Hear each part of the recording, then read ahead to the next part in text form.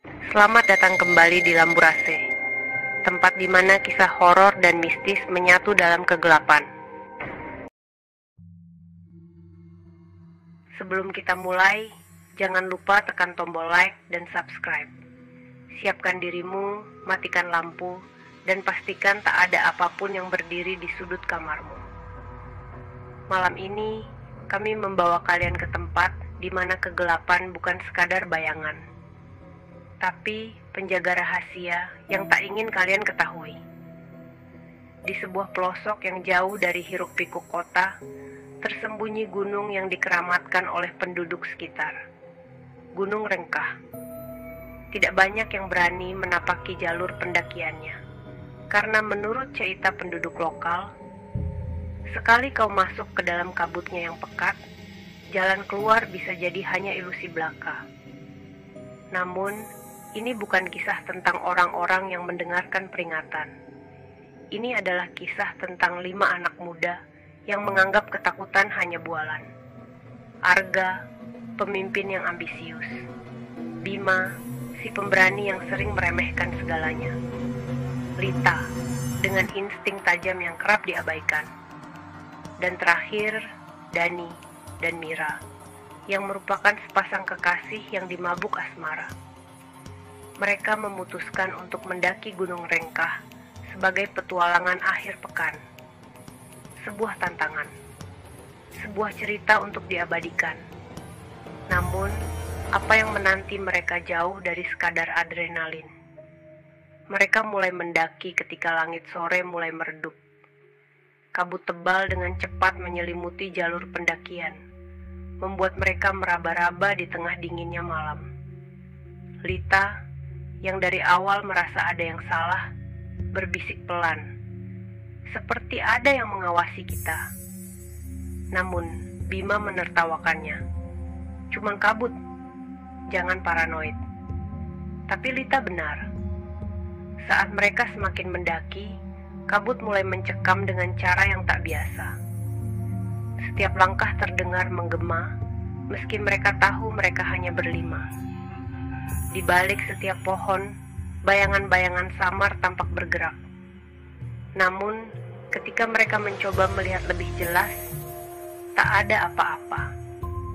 Malam semakin larut, dan mereka memutuskan untuk mendirikan tenda di sebuah lapangan terbuka yang dekat dengan sungai dan tebing curam, serta dikelilingi pepohonan tinggi. Namun, Mira menatap ke arah pohon-pohon itu dengan tatapan kosong. Seolah ada sesuatu di sana yang tidak bisa dilihat oleh orang lain. Malam itu mereka lalui dengan penuh canda tawa. Setelah mendirikan tenda, mereka membuat api unggun dan makan malam.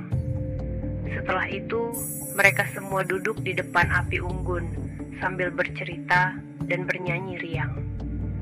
Dani dan Mira terlihat sangat romantis dan mesra.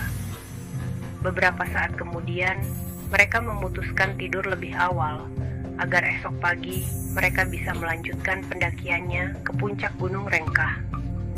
Arga pun kemudian berkata, "Dani, Mira, kalian jangan satu tenda. Gunung ini terkenal angker, dan walaupun kita nggak percaya sama tahayul, kita tetap harus ingat aturan yang dikatakan warga sebelum kita kesini." Dani dan Mira hanya mengangguk dan tertawa sinis mendengar ucapan Arga. Lita kemudian mengajak Mira untuk tidur bersama di tendanya. Arga dan Bima tidur di tenda sebelah mereka, dan Dani sendirian di tenda depan api unggun itu. Saat mereka terlelap, Dani diam-diam masuk ke tenda Mira dan mengajaknya untuk tidur di tendanya. Mira pun setuju dan meninggalkan Lita tidur sendirian. Cinta dan nafsu membuat mereka tidak peduli dengan peringatan yang baru saja diucapkan Arga dan menganggap bahwa itu hanya dongeng untuk anak TK. Saat malam semakin larut, suara langkah kaki samar terdengar di sekitar tenda. Dani terbangun dan Mira sudah tidak ada di sisinya. Dia bergegas keluar dari tenda dan melihat Mira berjalan, menyusuri kabut dengan tatapan dingin yang kosong.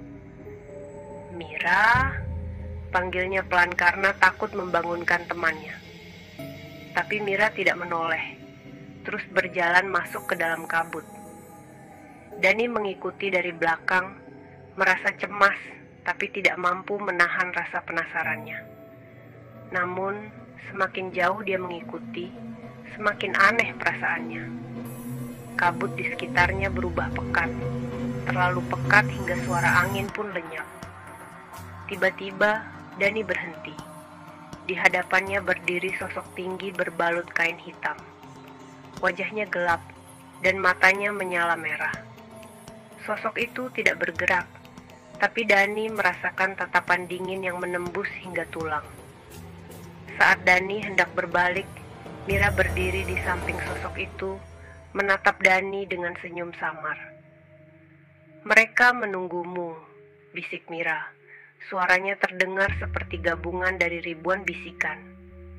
Ketakutan menyerang Dani. Dia berbalik dan berlari. Namun langkahnya terasa berat, seolah sesuatu menarik tubuhnya ke bawah.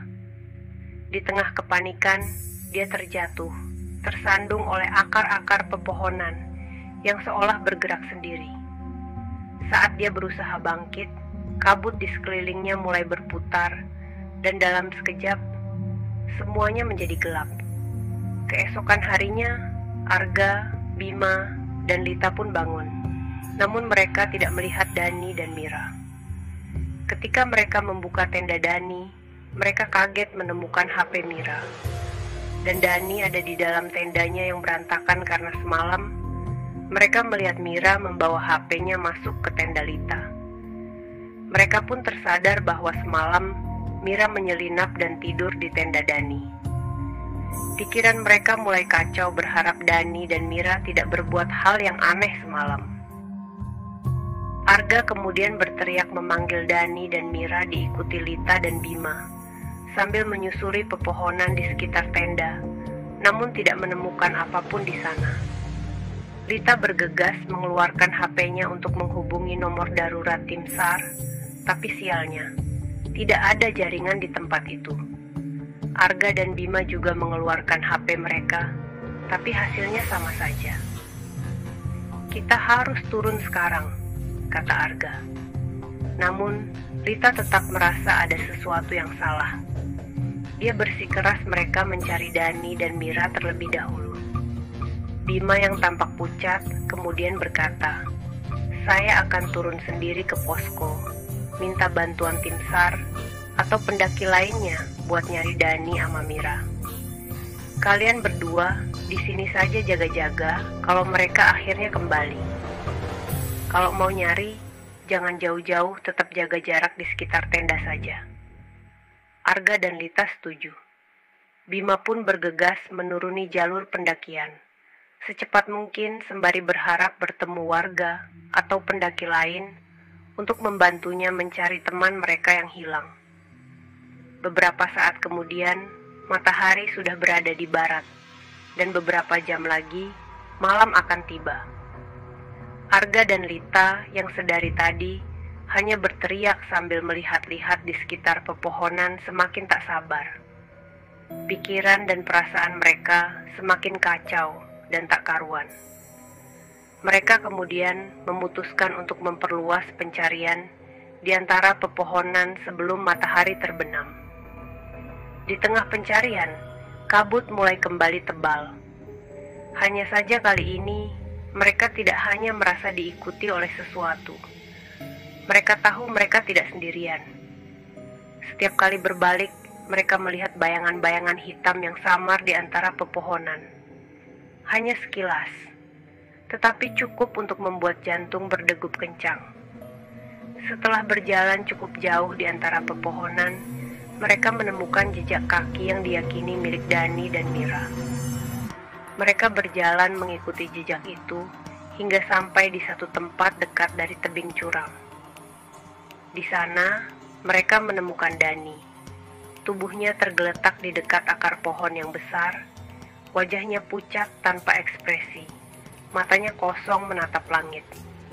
Tapi tidak ada tanda-tanda luka. Di kejauhan, Mira berdiri di atas tebing membelakangi mereka. Arga memanggil namanya dan berkata dengan suara penuh ketakutan, "Mira, ngapain di situ? Ayo cepat ke sini. Dani kenapa jadi begini? Kan semalam sudah saya ingatkan jangan berbuat yang melanggar aturan di tempat ini. Turun sini sekarang." Tapi Mira tidak berbalik. Ia hanya tertawa kecil. Suara tawanya terdengar menggema aneh, seperti bercampur dengan angin yang melolong. Tiba-tiba, Lita yang biasanya paling peka dengan hal-hal aneh, merasakan dingin yang menusuk sampai ke tulang. "Arga, dia bukan Mira," bisiknya gemetar. Arga yang awalnya tidak mempercayai firasat Lita, kini mulai melihat bahwa ada sesuatu yang salah. Mira akhirnya berbalik perlahan, tapi wajahnya telah berubah. Wajahnya pucat seperti mayat, matanya hitam legam tanpa kehidupan. Tawa Mira berubah menjadi rintihan panjang, seolah-olah ada ribuan jiwa yang terjebak dalam tubuhnya. Mira melangkah maju, bibirnya berbisik lirih, "Kalian terlambat. Mereka sudah mengambil semuanya." Saat kata-kata terakhir keluar dari mulutnya, tubuh Mira tiba-tiba melayang di udara, dan perlahan mulai menghilang di telan kabut. Arga dan Lita mundur dengan ketakutan. Namun saat berbalik untuk lari, sosok lain muncul, Bima yang terlihat kacau, seolah baru saja berlari dari sesuatu. Wajahnya pucat, matanya lebar penuh ketakutan.